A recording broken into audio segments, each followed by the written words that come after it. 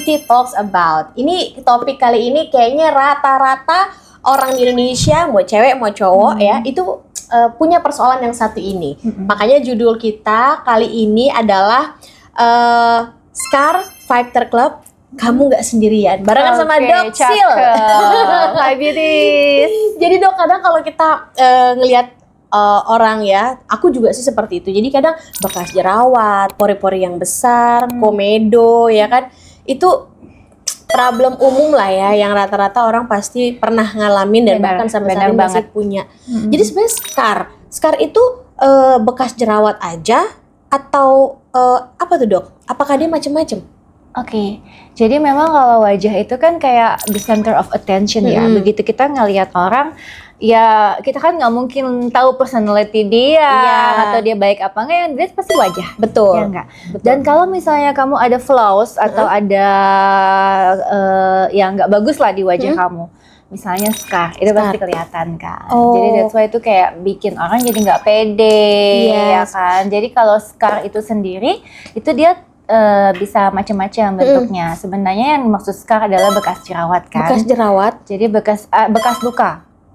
Ya, baik. Kalau bekas komedo yang nyumbat di pori-pori, terus kemudian dicabut, itu kan pori-porinya jadi kebuka. Itu masuk ke kategori scar bukan Dok?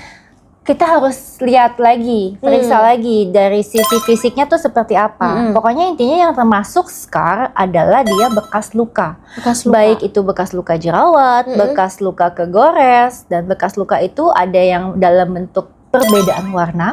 Misalnya dia lebih hitam, apa dia merah, atau misalnya dia putih, atau permukaannya yang gak rata. Bisa lebih naik, yang kita sebut keloid atau hypertrophic scar. Bisa juga yang ke bawah atau yang kita sebut bopeng.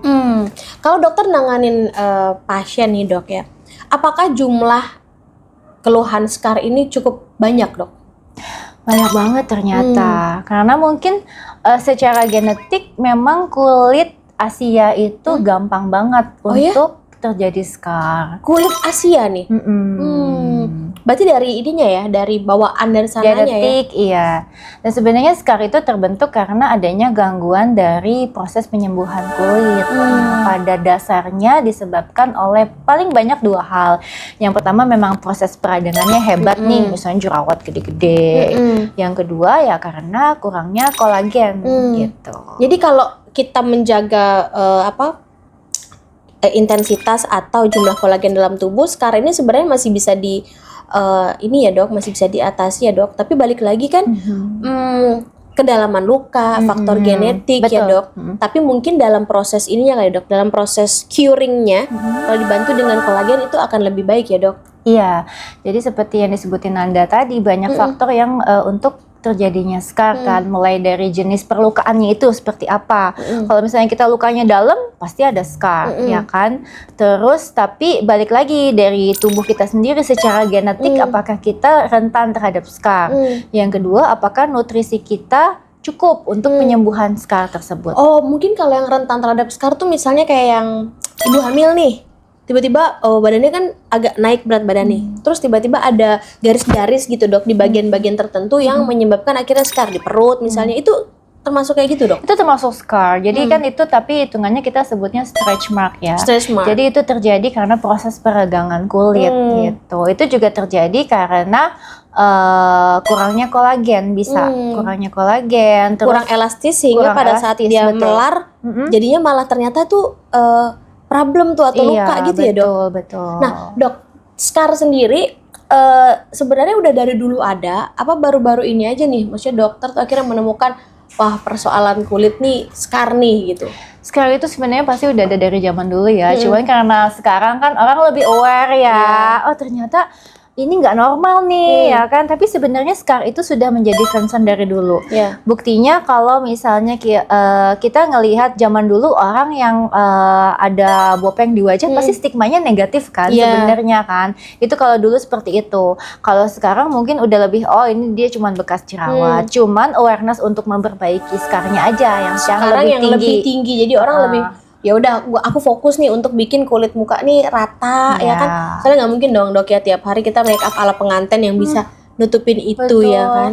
Tapi kadang-kadang juga nggak bisa maksimal loh nutupinnya ya, even kita pakai make up yang tebel gitu ya dok. Iya betul. Cuman kan mau sampai kapan, mending pikirin untuk benerin kulitnya ya dok. Kan nggak mungkin make up pengantin tiap hari Iya, kan. nggak Walaupun mungkin. make up pengantin pun tidak bisa menutupi scar. Iya. Loh. Banyak MUA juga yang mereka disclaimer kan tidak bisa menutupi scar ya gitu. Tetap kelihatan, apalagi yang modelnya masuk gitu ya dok. Jadi ya tidak bisa ditutupi tapi harus diatasi. Harus diatasi. Nah, pengalaman dokter, scar yang paling nggak gampang diatasi itu yang modelnya gimana dok? Di wajah nih. Oke, jadi yang tadi kita sebutin kan ada yang perbedaan warna nih, Iya. yang lebih gelap, yang jadi lebih gelap, yang jadi lebih merah, atau perubahan tekstur. Yang paling susah biasanya perubahan tekstur, ya, baik itu keloid yang Yang hipertrofik timbul nih ya. atau yang bopeng, Yang jekong ke dalam ya, Cuman bahasa. kasus yang keloid itu tidak sebanyak yang kasus bopeng. Jadi sekarang banyaknya concernnya memang lebih ke yang bopeng. Oh, treatmentnya apa dok? Untuk scar mulai dari yang ringan sampai yang berat. Jadi untuk bopeng sendiri itu juga ada macam-macamnya Nanda. Jadi ada yang namanya ice pick scar. Jadi kalau misalnya lihat kayak lubang kecil, diameternya kecil tapi dalam, itu namanya ice pick scar. Kemudian ada yang bentuknya kayak mobil box, kayak apa? Mobil box. Mobil box di muka gimana ya? Kayak bekas cacar. Itu jenisnya namanya box scar. Jadi dia lebar dan dalam. Tapi ada juga yang kok dari dekat nggak gitu kelihatan, tapi kayak ada kayak permukaan yang nggak rata aja. Itu namanya polisi tidur. Ya. Iya. Ini Itu kita lagi namanya ngebahas rolling muka scar. apa jalanannya dok? Dari Oh iya, lubang, kan ada boxnya, mobil ada box, polisi tidur ya. tidur ya. Jadi treatmentnya beda-beda, tapi mostly adalah kita tujuannya adalah untuk merangsang kembali regenerasi kulit. Jadi Intinya biasanya untuk meningkatkan produksi kolagen supaya dia naik gitu. Jadi bisa laser, lalu bisa microneedling, lalu bisa pakai peeling, juga dengan subcision. Subcision, ini menarik dok. Kadang subcision itu kan kalau diceritain Serem ya? Serem, tapi ternyata saat dilakukan biasa aja gitu loh. Nah, ini bisa dijelasin dok, kenapa harus subcision? Subsisi ya? Jadi kalau misalnya kita ada scar bopeng nih ya, berarti ya itu ada jaringan ikat yang kayak menarik permukaan kulit kita ke bawah. Dan itu tuh kita lakukan subsisi atau subcision, itu kita masukin jarum di bawah kulit, di bawah bopengnya untuk melepaskan si ikatan itu. Oh, jadi ibarat jarum ini kayak lagi nebas-nebas gitu ya di dalam. Gitu. Supaya Biar jarum- bisa move on kulitnya, jadi ditebas gitu masa lalunya. Jadi biar dia bisa naik lagi. Iya. Itu masukin jarum beneran dok? Apa? Soalnya kan selama ini kalau aku di subsisi kan nggak berasa ya, nggak tahu gitu kan. Itu jarum beneran apa mungkin alat lain dok? Ada beberapa metode untuk subsisi. Jadi bisa pakai jarum tajam, bisa pakai jarum yang namanya kanul atau jarum tumpul, atau ada juga sekarang memang jarum yang ada lasernya. Seperti itu. Jarum ada lasernya? Tapi mostly yang banyak dikerjakan oleh dokter adalah menggunakan yang namanya kanul, yaitu jarum yang ujungnya tumpul. Masukin terus digesok-gosok Iya, gitu ya dok ya betul. ke dalam kulit. Nah, berapa kali harus dilakukan subsisi atau subcision ini dok untuk hasil yang efektif? Tergantung dari luasnya scar dan dalamnya scar tersebut. Jadi rata-rata scar itu dilakukan 1-2 kali. Cuman pada beberapa kasus yang memang dia dalam dan luas itu perlu lebih dari 2 sesi. 2 sesi. Antar sesi yang satu dengan yang satunya tuh rentang waktunya berapa lama dok? Biasanya minimal 4 minggu ya. Karena kan ada downtime-nya. Nah, umumnya pasien datang ke dokter nih dengan keluhan scar yang seperti apa dok? Yang mostly pasaran banget ya persoalan scarnya nih. Sebenarnya hampir semua jenis scar sih, mostly ya. Cuman memang paling banyak itu tipenya ya antara rolling scars dan box scar itu tadi, gitu. Ya tipe bopeng berarti paling Tipe banyak. bopeng ya. Berarti kalau kita coba list lagi ya, treatmentnya yang pertama laser. Lasernya jenis apa dok? Biasanya yang fractional CO2 yang paling banyak dipakai. Karena dia targetnya air, jadi memanaskan kulit sehingga meningkatkan produksi kolagen. Jadi ditembak-tembakin gitu ya dok? Itu di kalau nggak salah yang bintik-bintik ya dok? Betul. Kamu pernah juga ya? Pernah, aku Iya, pernah, aku jadi pernah. ada downtime-nya kurang lebih sekitar 7-10 hari sebenarnya. Oke, dia kayak agak Panas, luka dikit luka, ya kan, terus nanti bintik-bintik ya kan. Kayak bintik-bintik hitam gitu di kulit. Nah, aku kalau biasa kayak gitu, aku banyakin minum kolagen dok. Jadi minum Cevada 1 hari 1. Nah itu tuh lebih cepat. Biasanya downtime kan 10 hari. Oke. Nah ini karena aku banyak kebutuhan untuk harus ketemu orang, make up gitu kan. Sehingga ya downtime-nya paling 3 sampai 5 hari. Oh, Jadi si lumayan luka ya. koreng-korengnya kecil-kecil, aku sebutnya koreng ya. Kecil-kecilnya itu agak lebih cepat sembuh gitu loh. Gitu. Terus lebih langsung cling gitu. Oh iya benar. Karena kolagen kan memang dibutuhkan untuk proses penyembuhan kulit gitu. Apalagi luka-luka abis CO2 itu ya. laser CO2. Betul. Abis laser CO2 apa dok? Pilihan lainnya dok? Apa ini ada stagingnya dok? Di awal tuh mungkin laser CO2 dulu atau microneedling dulu atau ini sebuah pilihan? Nah, kalau di klinik aku biasanya kita ada paket. Oke. Nah, memang karena kalau scar itu nggak bisa cuma 1 sesi dan nggak bisa cuma 1 jenis treatment. Oke. Nah, jadi biasanya kalau laser untuk mengatasi bopeng itu harus kombinasi treatmentnya. Mulai dari laser CO2, biasanya dikerjain laser CO2 2 kali berturut-turut. Awalnya itu dulu nih. Iya. Oke. Dan kadang disertai subsisi juga di sesi pertama atau sesi kedua. Nah setelah itu biasanya kita kombinasi lagi dengan microneedling. Microneedling itu tujuannya adalah untuk merangsang perlukaan baru untuk meningkatkan regenerasi kulit gitu. Kemudian kalau misalnya memang dia tipenya ada box scar yang dalam, ada ice pick scar, itu kita kombinasi dengan yang namanya cross peel TCA. Jadi kita masukin cairan peeling ke lubang scarnya. Dengan tujuan untuk menaikkan jaringannya. Oh gitu. Mostly kurang lebih itu sih treatment CO2 yang berarti lumayan berhasil. Dari CO2 awal, kemudian dilanjutkan dengan microneedling, itu nggak ada semacam serum kah atau zat yang dibarengin saat itu juga dok? Atau ada? Biasanya kita gunakan serum-serum yang untuk merangsang pembentukan kolagen.